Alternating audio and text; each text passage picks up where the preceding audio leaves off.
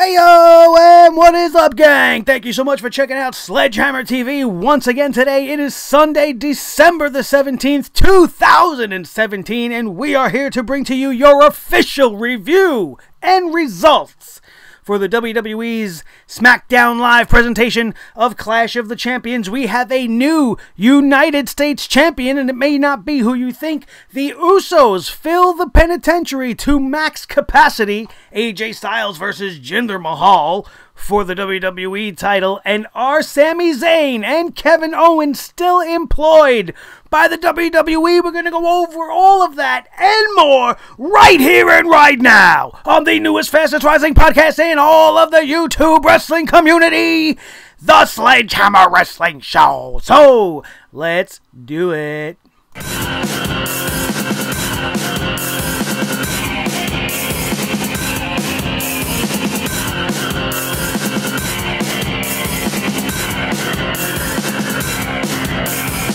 Sledgehammer Wrestling Show.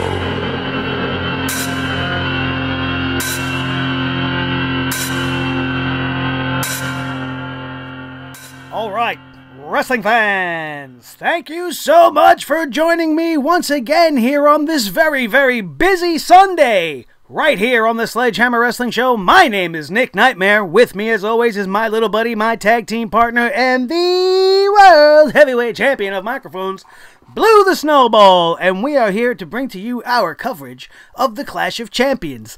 And coming off of the main event, we're going to be honest, as we always do. We are here to bring the hammer down on the Clash of Champions, and honestly, you know what? It wasn't that bad. The show was not that bad. We had some very, very good wrestling matches happen tonight. However, some of the bookings leave a lot of questions in the air, especially when pertaining to the United States Championship. But let's start off right at the top with the WWE Championship.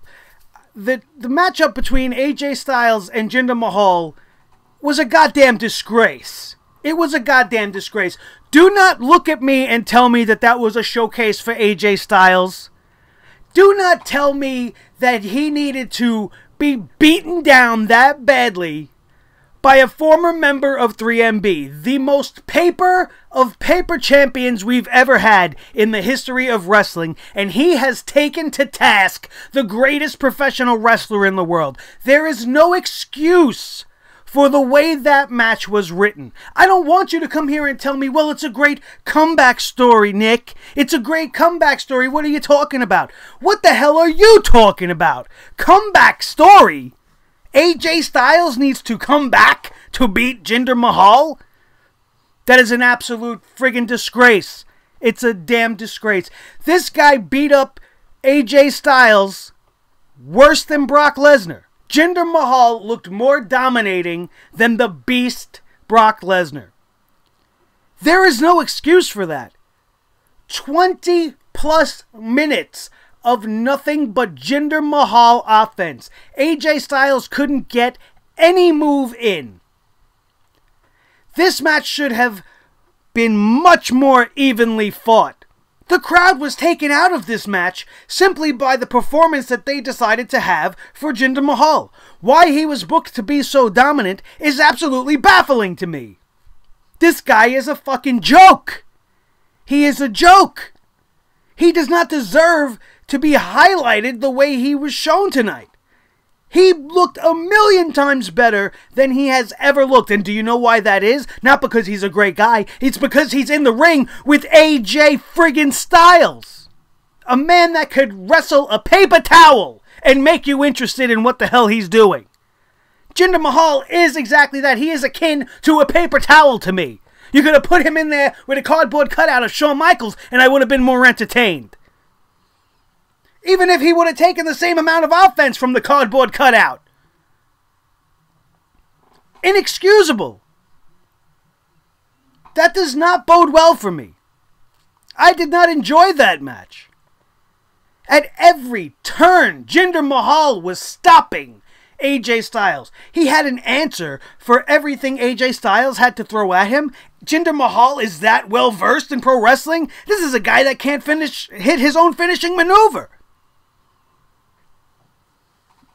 An absolute disgrace. We'll get more into that.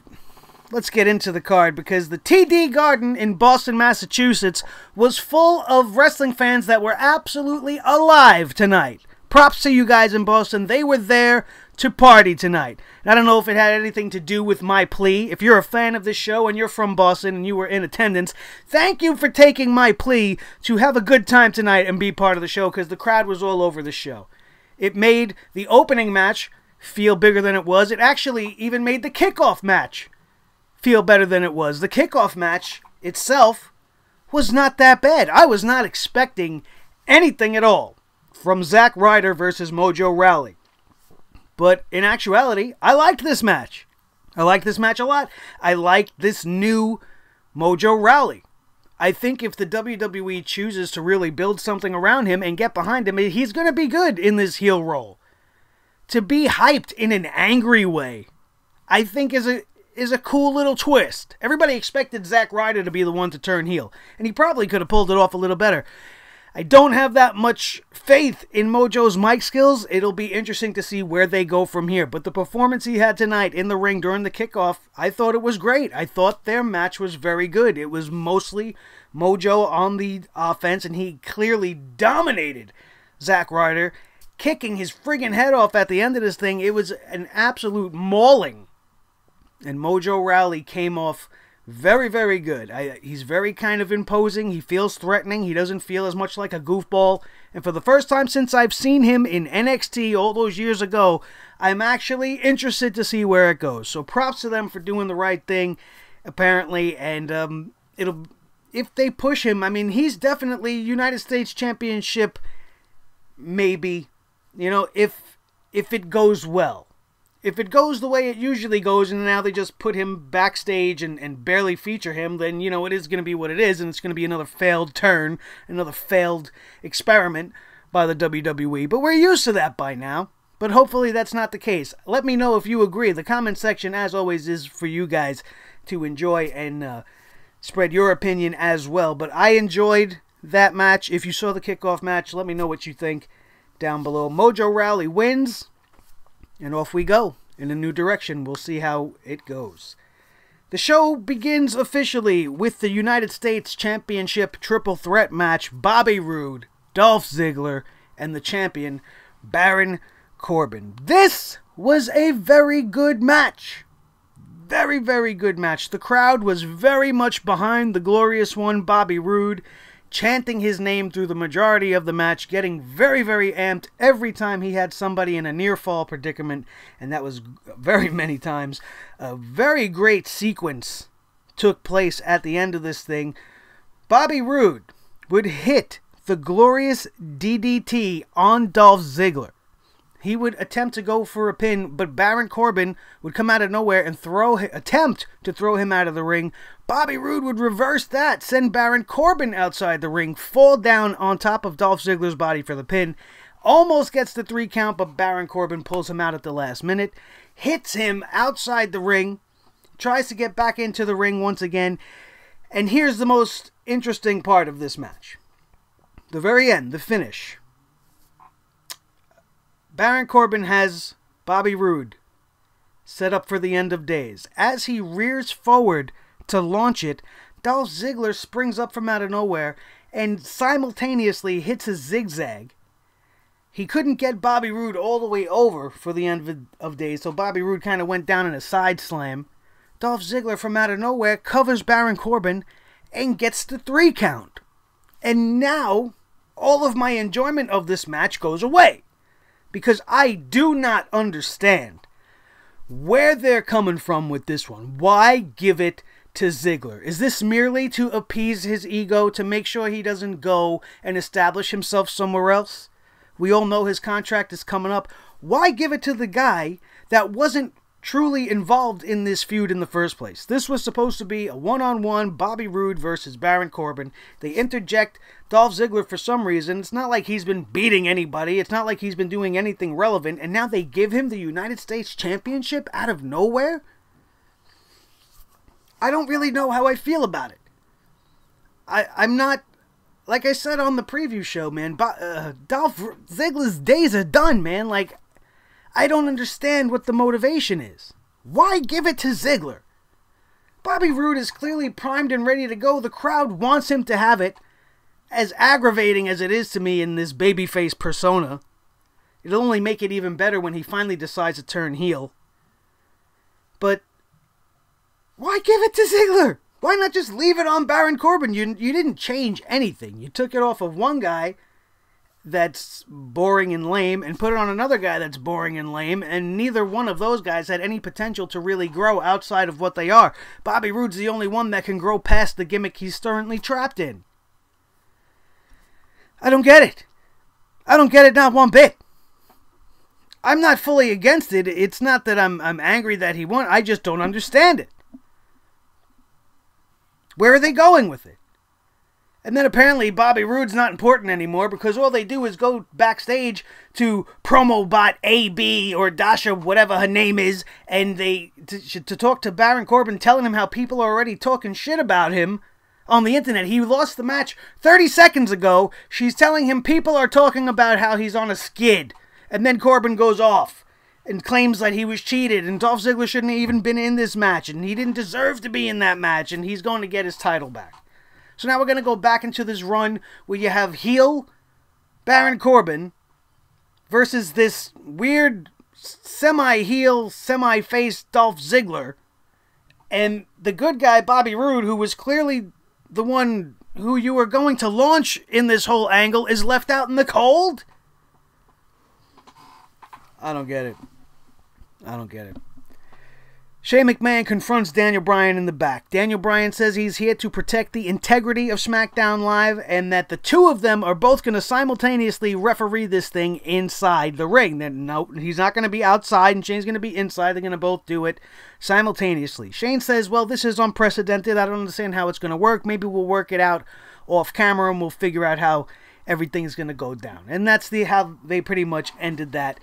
And I was not for it. I said it on the preview show. This is confusing to me. I don't see how they're going to be able to pull this off at all. And during the match, it was somewhat distracting, and I was not really in favor of much of this.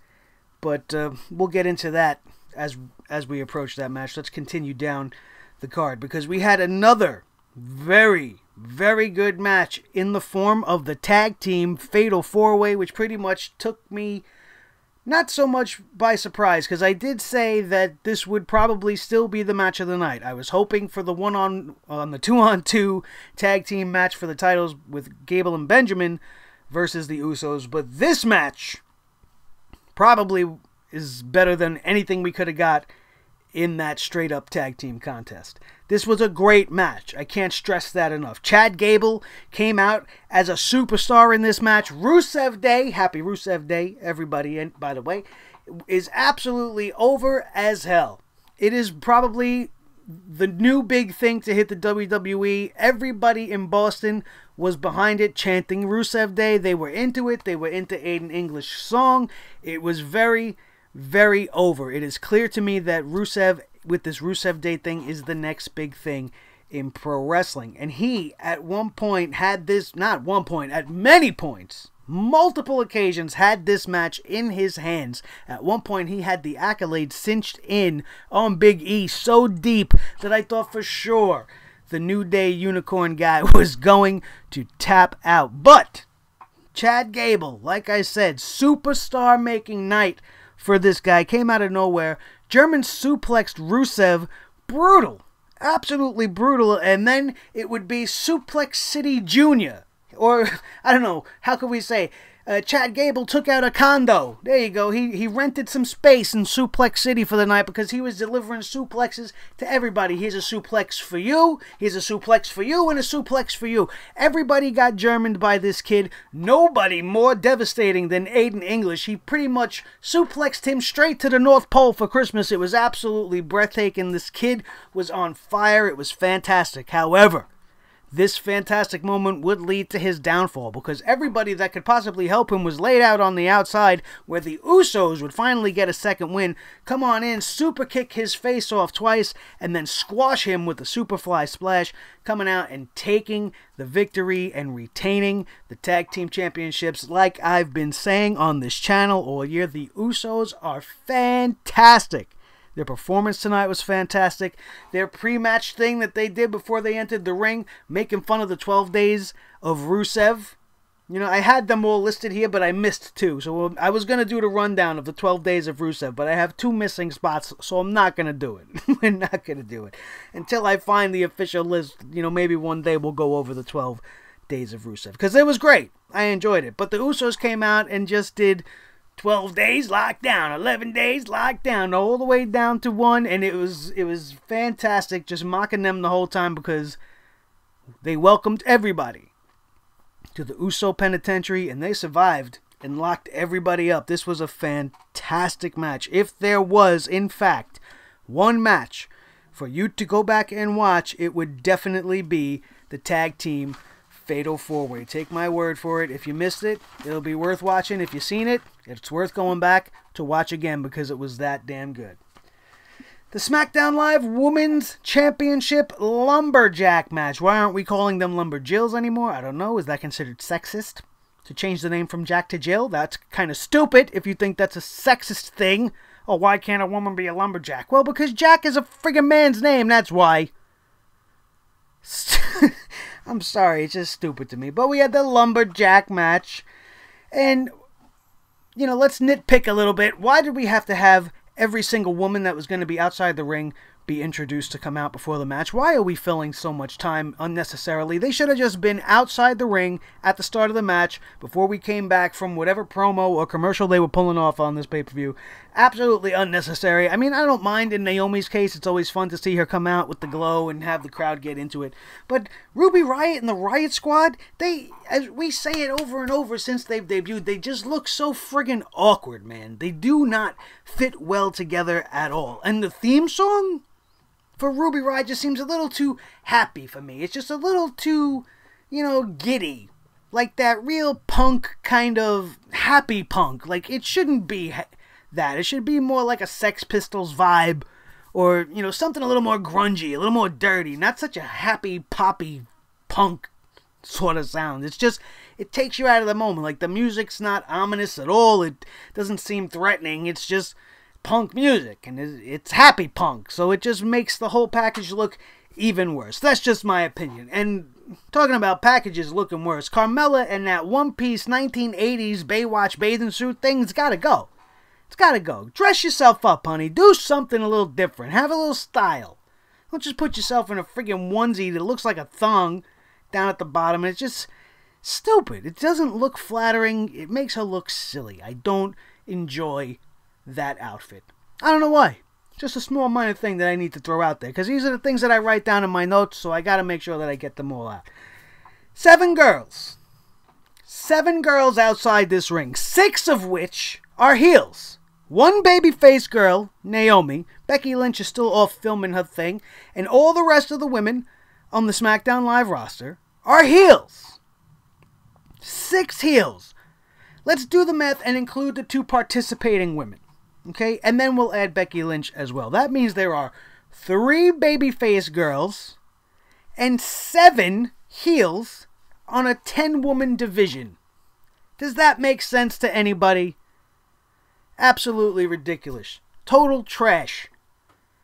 7 women outside the ring hardly look imposing. It did not look like a lumberjack match. A lumberjack match usually entails the entire locker room to come out. So if you're going to have the entire women's division of SmackDown Live come out, and you're talking about highlighting 7 women, that definitely does not aesthetically look like like I said, like any kind of impending doom for anybody. Although they would prove to be absolutely the worst part of this match. Because having them outside only made this little bit of a botchy match, because they did miss a few spots and it was a little awkward at the onset, but they did kind of get their groove going. But this match was not ever really a match. Natalya just kept throwing Charlotte Flair outside to be mugged by whichever group of women was there. And essentially in a lumberjack match, now follow me here if you're a stunad and you don't know what a lumberjack match is supposed to be. You're supposed to make sure the person gets back into the ring. And I know historically there have been beatdowns outside and things of that nature. But they've happened once or twice during the course of the match, not every single time. And there was actually a match that happened within the ring. And there were key spots in which the person was thrown outside and in which their rival, who might have been on the outside, would have instigated something, causing some sort of an outside brawl. But when everybody is the rival of the person who's holding the championship, and apparently rivals with each other, it just becomes complete chaos, which is what this match was. And the only reason to have this happening was to have the two spots that they did, the two high spots where Naomi did the springboard splash and took everybody out on the outside, and then Charlotte Flair does her trademark, obligatory, unnecessary moonsault from the top rope to the outside on top of everybody, clearing everybody out before the end of this match. Those were the two big spots of this match, and they were absolutely beautifully done, executed flawlessly. When they show them in slow motion, they are absolutely gorgeous maneuvers and pulled off great. The talent is not what's lacking. What's lacking really here is the story and the fact that they muddied this match with these girls outside, and in the end it was exactly what I thought it was going to be, and it was pretty much just a mugging of Charlotte Flair until Charlotte was able to take everybody out and then reverse the sharpshooter and hit the figure eight and got Natty to tap out. Charlotte Flair remains our SmackDown Women's Champion. However, another interesting turn of events, which makes zero sense, Natalya would get on the mic immediately following this match. Again, I don't like when they do this to these superstars to begin with. They're all out of breath. They've just finished a match. They haven't had 2 minutes to get their thoughts together about what the hell just happened to them, and you're sticking a microphone in their face. I don't like it. Why they couldn't just cut to her backstage 5 minutes from now, let her freshen up, gather her thoughts, think about what she's going to say, because everything she said here made absolutely no sense. And if it was coming off the cuff, I don't know where she was going with it, and if they wrote this for her, I still don't know where they're going with it, because it makes absolutely no sense. Natalya wants to go off on the fans and everybody, and she says, oh, I've given you 10 years of my career, I've given you some of the best women's matches you guys have ever seen, and she gets nothing but disrespect, and that the fans have turned her back on her. So if you're going to turn your back on me, I'm going to turn my back on you. And then she drops the mic and walks out of the ring crying like a baby. Here are all the problems with what has just happened. Natalya is already the heel. She has been instigating and antagonizing Charlotte Flair and has been nothing but mean and has clearly been a heel on the SmackDown Live roster for as long as I could remember. So why did she just turn heel at the Clash of Champions? Can anybody else explain this to me? What the hell did that promo mean? If you're already a heel, does it matter that you're turning your back on a fan base that's already booing you? Where is the logic? What about that makes sense? What did she mean? For a minute, I actually thought she was going to retire. Whether it was going to be storyline or for real, I don't, obviously that's not what happened, so I don't know. But that's what I thought she was going with it, and then she just turned on the fans. But you're not a good person. You're not a good guy. You're not a babyface, so the fans don't give a shit.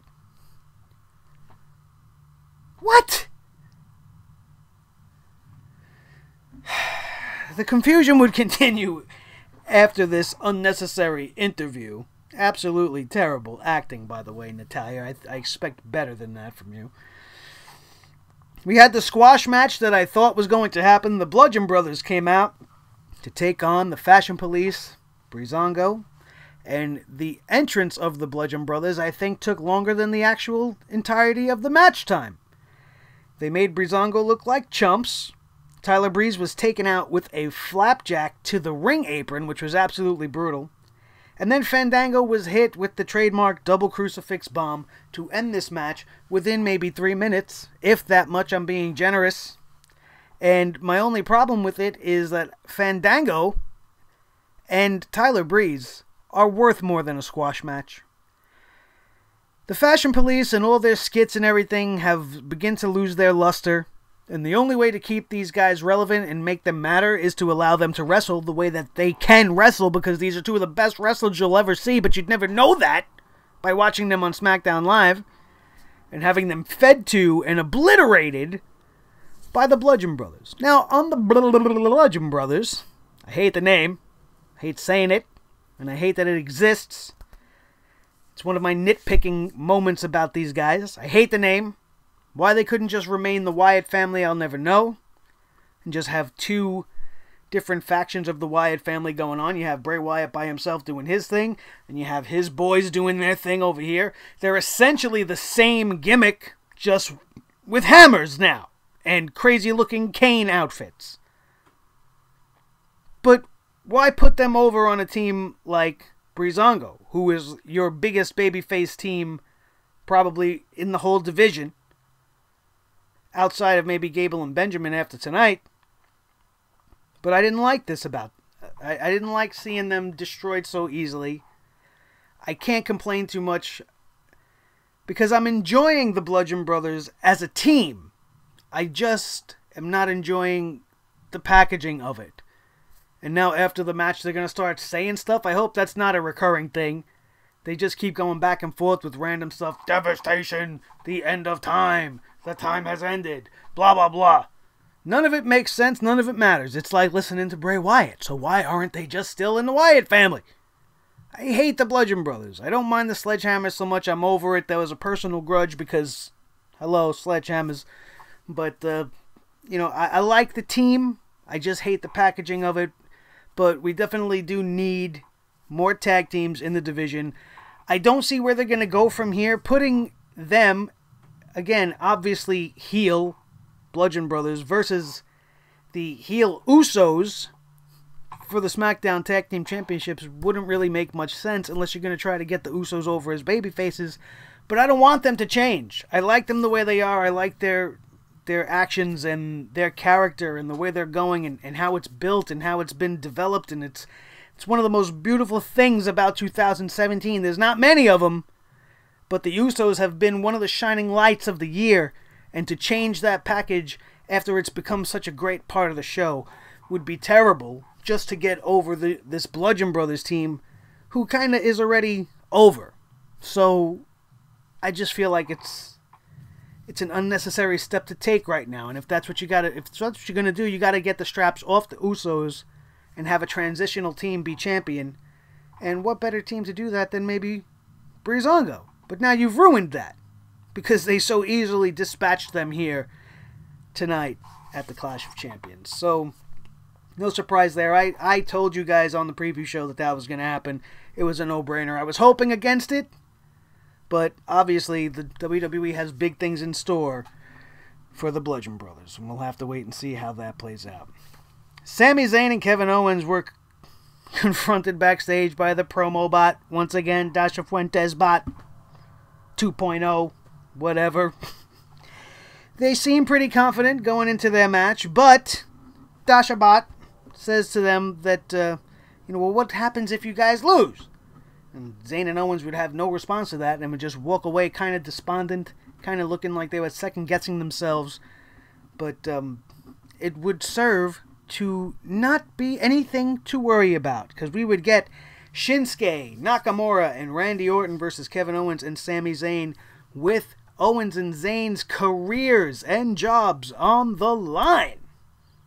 And this match was pretty good. Actually, the crowd seemed to be as confused as I was as far as, who's the heel, who's the babyface, who should we be rooting for, especially when they had Sami Zayn and Shinsuke Nakamura lighting it up in there. Those two get in the ring, you automatically have absolutely great wrestling going on. The wrestling quality in this match was fantastic. It went on a lot longer than I thought it was going to go on. But the one thing I can complain about is this dual referee thing. Although it played a huge part in the finish of this match and made it a very controversial and hot topic to talk about right now, I don't like how it was played out, especially in the beginning, and the commentary team did me no favors by making it seem like Shane and Daniel Bryan were the main storyline in this match. They talked about the action going on between the competitors way less than they were talking about what Shane McMahon might be doing, or every reason why Daniel Bryan is moving to the left because of this, and he's trying to count for Sami Zayn because of that. And it was just, they were trying to make so much sense out of a nonsensical situation that it was making my brain hurt. And I wasn't truly enjoying the match until they started to kind of lay off of it and started to focus on the action, which was very, very good. But however, this controversial finish, I'm not really too sure how to feel about it. The finish of this match was actually very good because I didn't see it coming. I didn't see it playing out in this way. Randy Orton would hit an RKO to Sami Zayn. Shane McMahon would begin the count, but it would be broken up by Daniel Bryan only because Kevin Owens would push him into Shane McMahon, causing him to not make the 3 count. Shane McMahon was absolutely infuriated by this, screaming constantly, "That was 3, that was 3, what are you doing, that was 3. Daniel Bryan looked very confused. He didn't seem to know what to say. And then the action would continue. And it would get a lot more confusing. Sami Zayn ends up getting the advantage and going for the pin on Randy Orton. Shane McMahon goes to make the count. He counts 1, he counts 2, and stops himself from counting 3. Randy Orton never kicked out. Sami Zayn should have won the match right there. Daniel Bryan was right there in the corner watching this all go down and was taken back and was very surprised by what has just happened. And now he was the one that was fuming mad. And during the chaos and argument between Shane McMahon and Daniel Bryan, Sami Zayn would execute a roll-up on Randy Orton, to which Daniel Bryan would immediately hit the deck and fast count to 1, 2, 3, as fast as you could possibly count to 3 on the mat, and give this match to Sami Zayn and Kevin Owens. I'm assuming because he feels like it was the right thing to do. This is a very confusing situation. Shane McMahon sat in the middle of the ring looking as despondent as ever. He was fuming mad. He was outside of all logic. He did not know what to do. He just looked like he was almost in a trance, just sitting in the ring like a brainless duck, just not knowing even how to react to the fact that everything that he had planned and what he wanted to execute on this night has now failed, and he has Daniel Bryan to thank for it. It'll be interesting to see where this story goes. This did produce a fantastic tag team match. It did create a lot of high drama, and it was a very good match. I did not like the dual referee presentation. It was confusing, it was distracting, but it did serve a tremendous purpose in this match. It didn't help it to make sense. It actually made more confusion, if anything, and we're going to see how it has to play out this Tuesday on SmackDown Live. But like I said, all in all, this match came out a lot better than I expected going into it. It's not without its plot holes and without its problems, but definitely still the most interesting thing going on in SmackDown Live, and probably one of the better moments of the Clash of Champions. Definitely controversial, definitely going to be talking about it, definitely going to be maybe the launching point indefinitely for the return of Daniel Bryan. Daniel Bryan took a bump on TV tonight, you guys. Let's just put that out there. Daniel Bryan took a legit bump on that push from Kevin Owens. The way he fell back into Shane McMahon, that was a bump. For them to allow him to even do that means the door is probably cracked open, and Shane McMahon just might be the first opponent back for Daniel Bryan, and it may be sooner than later. I guess we can hope, right? We'll have to see what happens. Finally, in the main event, AJ Styles versus Jinder Mahal, as we talked about at the beginning of this broadcast. Jinder dominated very early in this match, and it made me sick to my stomach. He was throwing AJ Styles around like a rag doll into the barricade, suplexing him into the announce tables, throwing him into the ring apron, just absolutely tearing apart his ribs right from the onset of this match.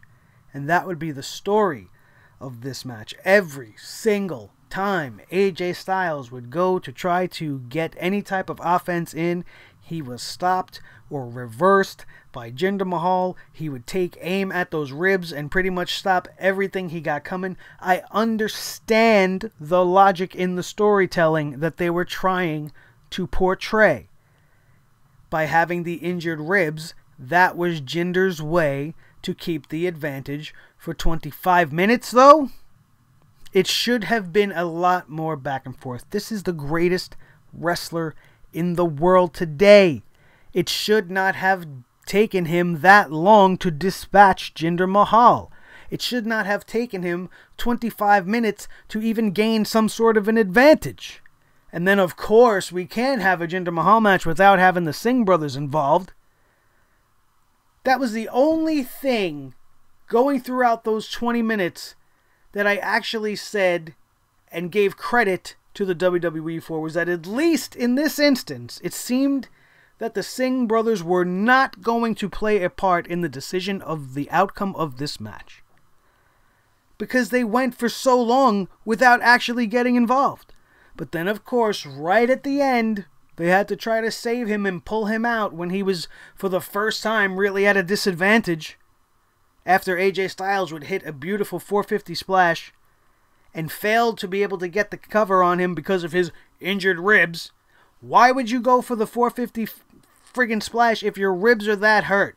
It just makes AJ Styles look a little stupid if you ask me. He has a repertoire of moves he could have went for that would not have hurt his ribs and caused him that. I mean, that's just me picking at logic because of how much this match just got under my skin.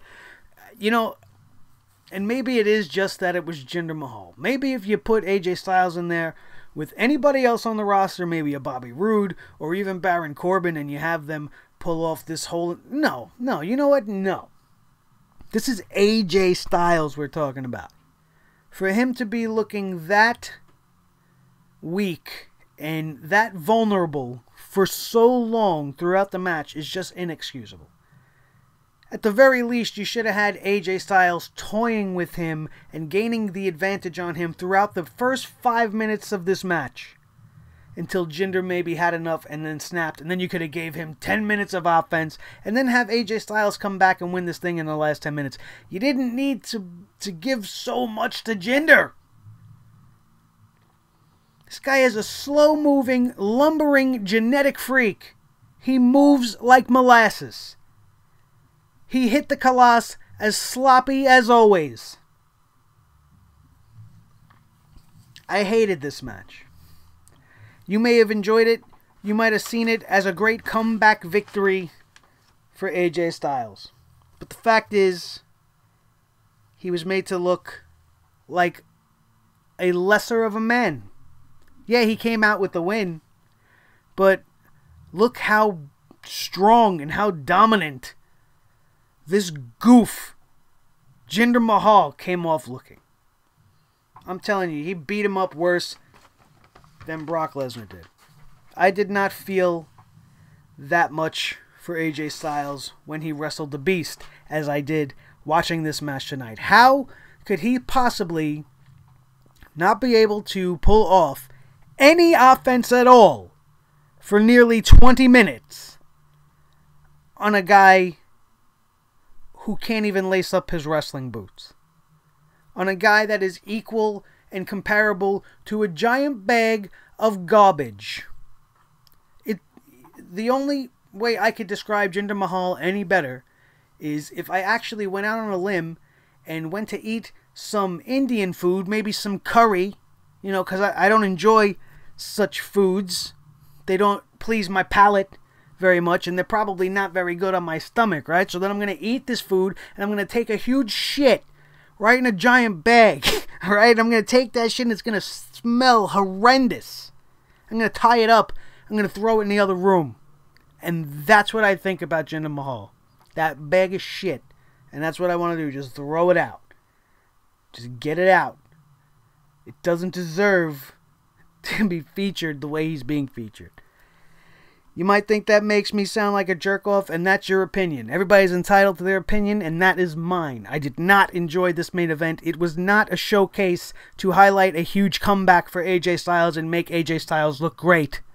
And make AJ Styles look like he has a show of endurance and passion and will to succeed. No. That match was made to make Jinder Mahal look like a beast. Look like a legit threat. Which is disgusting. And is absolutely untrue. The one thing we could take away from it and be happy about is that AJ got the win. And hopefully this Mahal thing can be put to bed once and for all and relegate him back to the mid-card. If not, just get him off totally. Put him back in catering where he belongs, because I'm tired of seeing him. Especially if you're going to book him like that. My God. What did he do? Who did he stroke to deserve such a push? To, in spite of all the failure, be featured in such a generous light and be made to look so dominant against somebody that could wrestle circles around him. AJ Styles could be dying and could beat Jinder Mahal on his best day. Didn't look like that tonight. So I guess we'll give this pay-per-view a 3 out of 5 if we're going stars. Maybe just based off of the wrestling content being above what I expected. Which is generally the case. Like I said, these shows that I don't look forward to and that have these cards that kind of suck going in generally produce good wrestling. And that's what we got. The stories and the outcomes are always another ball of wax. But we'll have to see where they go with everything. We got Raw tomorrow night. That has nothing really to do with anything that happened tonight. However, Tuesday night is a different story where we will see or begin to see the aftermath of everything that went down in the WWE's final pay-per-view offering of the year 2017. And I'm happy to say that it was at least a decent one. Obviously, it is not without its complaints, as that is why I am here to bring you guys the truth and the facts and make sure that you see what I see, because this kind of stuff is bullshit. But pay-per-view was alright. It was alright. I enjoyed a lot of the wrestling, and I hope that you guys enjoyed the wrestling too. Just like I hope you guys enjoyed this edition of the Sledgehammer Wrestling Show, our Clash of Champions review and results. Thank you guys so much for checking us out. There was a lot of stuff put up on the channel today. We have 2 editions of the Weekend Wrestling Update. We talked about the Mixed Match Challenge, which you saw some promos for tonight during the Clash of Champions. We gave you some of the details and some of the inside on that. And then we have part 2 that went up just a few hours after that, where we talk about everything that happened in the wild weekend of Just Incredible and why he got himself into some trouble and so much more, like 2 former TNA World Heavyweight Champions being highly sought after by the WWE, and the passing of former WWE superstar Tom Zenk. We cover all that on part 2. Make sure you check that out. We have everything you need this week covering all things WWE. We have the House of Glory review of their 7-year anniversary show, in which I met the Nature Boy, Ric Flair. Absolutely fantastic. I'll fill you in on all that during that show. That'll probably be up, hopefully, by Tuesday. Thank you guys, as always. Do not forget, if you are not a member of this family and the Sledgehammer Club, and you have sat here through this entire show, and we are here at 44 minutes, hit that subscribe button, because you loved it. You loved the show, you liked what I had to say, you obviously agree with me. Hopefully you left a comment down below, and you smash that like button for me to let me know that you did just that. Don't forget to subscribe. Hit that bell so that you will be notified every single time a video just like this one drops. That little ring-a-ding-ding will go off in your pocket, on your tablet, on your PC, on your laptop, wherever you watch me, on your Amazon stick, whatever, wherever you find me. Make sure you like us there. Support us every which way you can. And don't forget to check out Clutch Chairs, our sponsor, down in the description below. Follow me on Twitter at Nick Nightmare. You can see the spelling right down there, so there's no confusion below. And check out the Facebook page, facebook.com/The Sledgehammer Wrestling Show. All one gigantic word, which I wish I didn't do, so it wasn't so much to type. But it is what it is, and we ain't changing a thing, because we keep it real right here as we bring the hammer down on the world of professional wrestling. My name is Nick Nightmare. This is Blue, the World Heavyweight Champion of microphones. This has been the Sledgehammer Wrestling Show, right here on Sledgehammer TV. Thank you so much. That is going to do it, and we are out of here, and we will see you next time right here on the newest, fastest rising podcast in all of YouTube, the Sledgehammer Wrestling Show, only on Sledgehammer TV. Thank you, guys. See you tomorrow night for the Monday Night Raw review. Have a good night.